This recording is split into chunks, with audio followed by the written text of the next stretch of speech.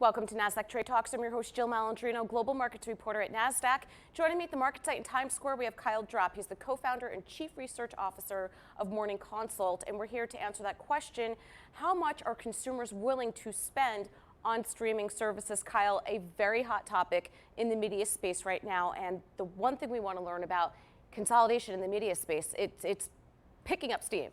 Well, great to see you again, Thank Jill. you. If walking around Times Square and seeing the billboards is any indication, all of the streaming and content companies have been really busy. We've been running a lot of studies on what individual consumers are willing to pay for bundles, and we found in general, people are willing to spend somewhere from $10 to $15 a month with anything that doesn't have ads in it. They're a little bit less likely to spend money on anything that's ad supported. We think this is really, really important.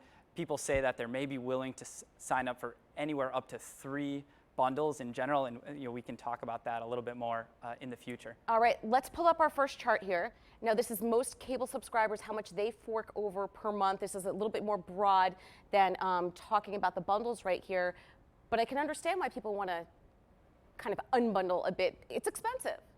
This is a huge strategic question. We asked consumers how much they're willing to pay for all bundles combined, and they said $20 to $30 a month. That's very different from what you're looking at here, which is the amount that adults pay for cable and satellite services in general. I mean, 2 things that we see sort of when thinking about the strategic implications here are both kind of the distribution model for some of these services and the pricing model. And on the distribution side, in particular, we're seeing that companies that are going into this already have tens or even maybe more than 100 million customers, and so they're able to kind of leverage those current customers to build the distribution channels. And then on the pricing side, price matters here, but these companies are also not entirely dependent on these streaming services being profitable from day one.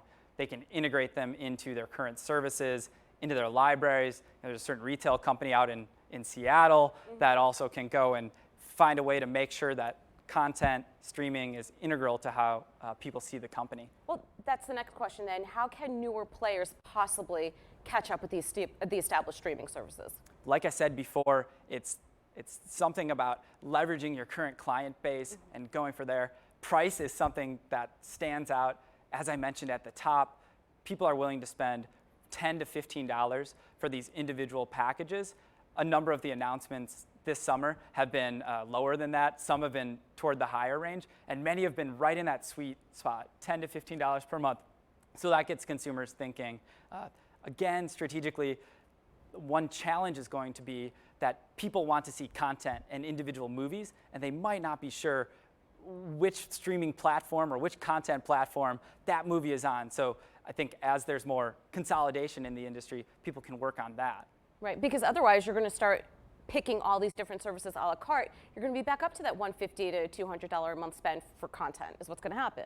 It's wild how everything sometimes comes full circle in this world. And as we mentioned at the outset, you can get inundated with these, and consumers, when we talk to them, they say they're only willing to do up to 3. So for example, you open the newspaper today or read the news online, and there's content partnerships. So I gather that we're going to see a lot of individual content producers going and adding to the streaming outlets buying more and more consolidation, so that 3 is a greater than you would just anticipate. All right, and that's what you expect for the near future, just more media consolidation and more bundling? And yeah, we expect a wide, long range of hits to continue coming.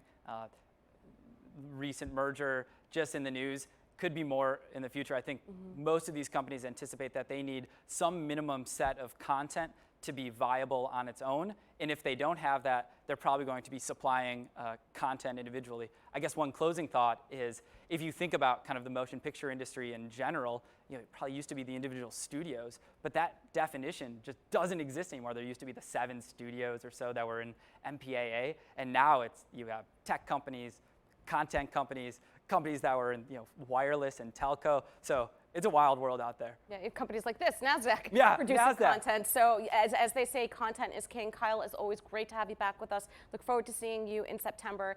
And thank you for joining us on Trade Talks. I'm Jill Malandrino, Global Markets Reporter at Nasdaq.